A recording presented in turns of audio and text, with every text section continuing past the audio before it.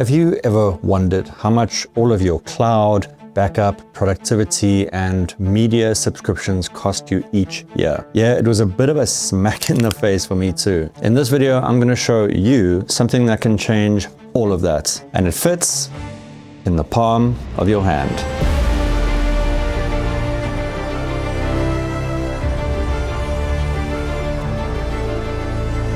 I've reshot this video 3 times.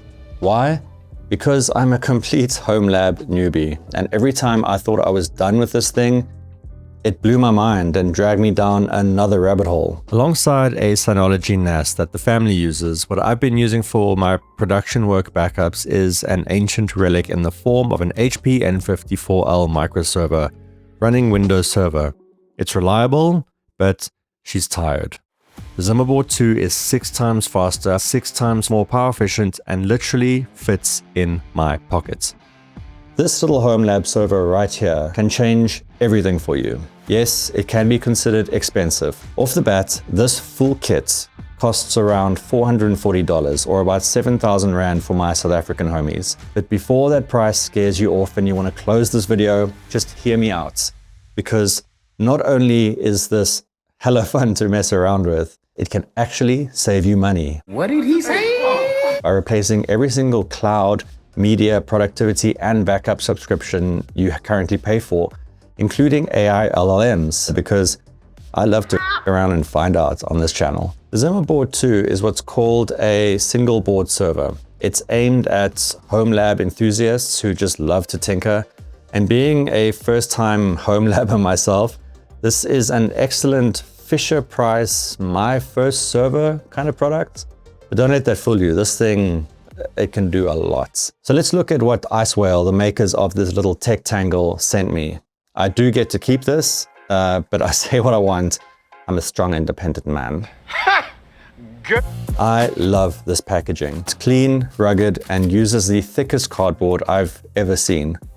Inside the accessories box, you get a tiny fan, a dual SATA cable, a 60-watt power brick with adapters for literally any country, and a mini display port to HDMI cable. In the main box, we are greeted with a letter from the founder of IceWhale and team. Normally, these are glanced at and discarded, but no, dear viewer, what's written here is strangely poetic, and I'll get back to it a bit later in the video. But now, we get to the main attraction, the server itself. It's a solid block of aluminium, which helps massively to keep it running nice and cool.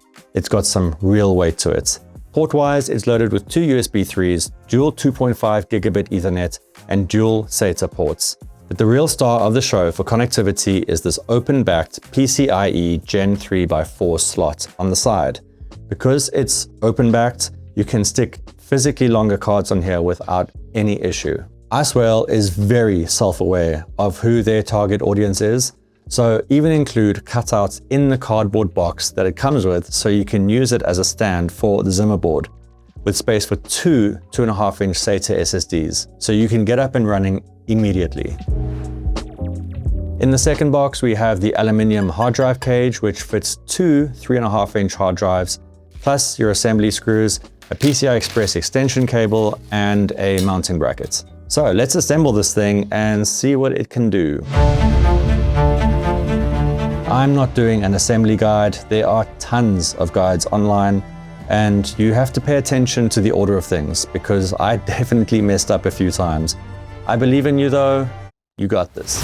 And there she is, fully built up with 2 6TB hard drives, and in the PCI Express slot, we've got a Wi-Fi 6 network adapter. You can put pretty much anything into that slot. That's what he said, right?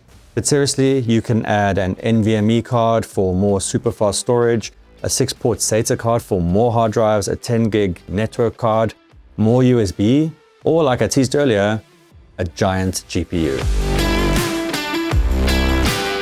I threw in a Wi-Fi 6 card because my router is completely out of wired ports, it's only gigabit, and Wi-Fi 6 should potentially be faster. I downloaded the Windows Zima app, and boom, we're in. Setting up the local admin account was incredibly easy. You're greeted with a super clean web interface showing your shiny new server stats. You can browse drives, create backups from your PC or mobile device, and use PeerDrop, which works exactly like Apple AirDrop for all your local devices. There is also ZVM, which is Zima Virtual Machine, where you can easily run VMs of Windows or various Linux distros.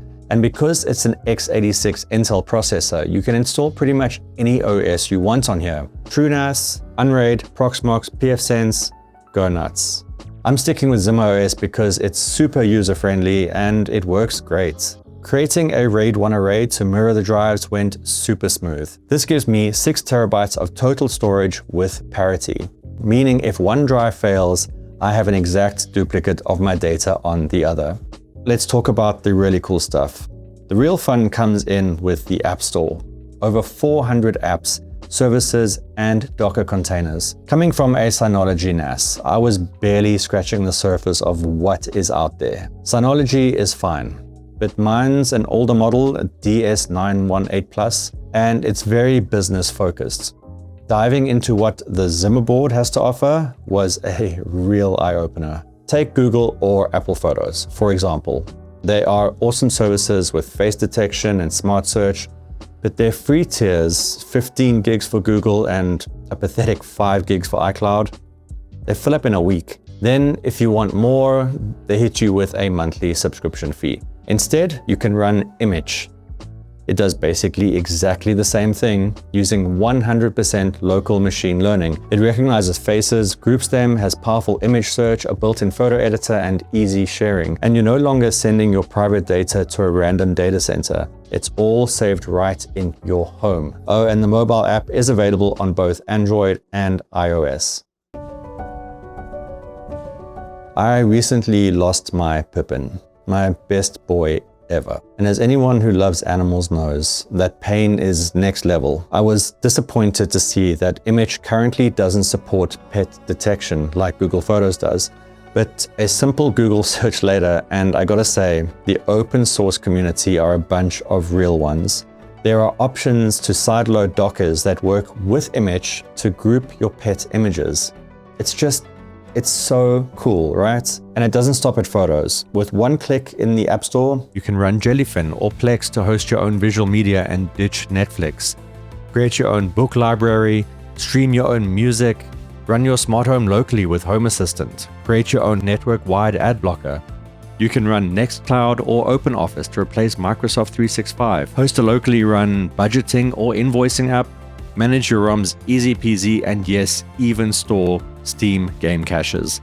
And that's just a few examples of what is available. And this isn't really my thing, but if you really wanted, you could even host local AI LLMs. From very basic models to attaching a GPU like this 7900 XTX with its 24 gigs of VRAM for ultimate AI shenanigans. Not only is it extremely customizable, it also uses very little power. It idles at an almost non-existent 6 watts when the hard drives are asleep to just 13, 14 watts when the drives are active. And at full load, it gets to around 40 watts when it's doing AI image processing with Immich or whatever. That's crazy, considering that the Synology idles at around 15 watts when the drives are powered down and 45 watts when it's active. Yes, it has more drives in it, but I mean, come on, it's impressive, right? There is a lot to love about this little ZimaBoard, and I have barely even scratched the surface. It has its flaws. I mean, it's not in some designer chassis. It's raw, it's exposed, kind of, but it's functional, and it's aimed at people like, I guess, me now, because it's seriously piqued my interest in experiencing the brotherhood of the home lab. Remember the letter near the start of the video? Here's part of what it says. While AI reshapes industries, you've anchored us to the timeless needs of explorers, sovereign control over personal data, locally rooted in intelligence, and the freedom to pioneer digital frontiers with relentless curiosity. Real intelligence begins with respecting your data's sovereignty. You can really tell that the people at IceWhale believe in what they do, and I love that. I did some quick maths. To work out the cost of savings of bringing everything into the home. If I cancelled my Google Drive and my Microsoft 365 plans alone, the ZimaBoard would pay for itself in about 2 years. Now, I know I haven't taken into account the cost of hard drives, but you can pick up 2 times 4, 5, or 6 terabyte drives secondhand for relatively cheap, or just use what you have lying around the home. We've all got them, and upgrade as you go. If you are as inquisitive as I am, love to tinker, and maybe have a mild case of OCD where you realize it's 2 a.m. and you're still trying to figure out how to get stuff to work, you are going to love what this device can do. Sure, you don't need a ZimaBoard 2 to do any of this. You can install Linux on an old gaming PC or an office PC, but this thing literally sips on power, runs dead quiet, and it's just fun, man. So a huge thanks to IceWhale for sending the full kit and enabling my constant need to run and find out. Drop your comments below, let me know what you think of this and what else you think I can do with it. I'd love to hear what you guys are building. Like the video if you enjoyed my noob opinion on something I know very little about, and subscribe or I will make that old N54L haunt your dreams. My dudes, thanks for watching, stay lacquer. Okay, thanks, bye.